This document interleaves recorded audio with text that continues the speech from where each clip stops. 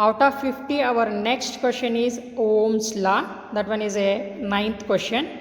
Okay. So you remember, you need a more information about Ohm's law, in the sense you refer textbook, or otherwise for our students I am telling already, I have given complete information about Ohm's law. Okay.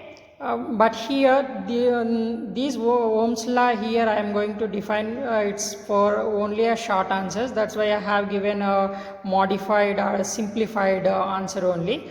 So Ohm's law means at a constant temperature voltage is directly proportional to a current. So formula given, V is directly proportional to I. V is a voltage and I is a current, and V is equal to IR. Here R we are taking a constant value. If any case temperature is not a constant, Ohm's law will not obey, because the reason is, if any case temperature is not constant, resistance will be changed. If resistance will be changed, in the sense flow of current in a conducting material will be changed. So that one is completely different for conducting material and semiconducting material.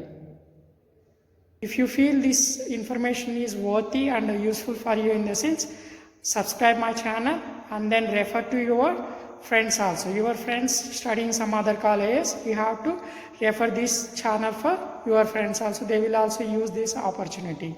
Thank you students, and all the best for your external exam.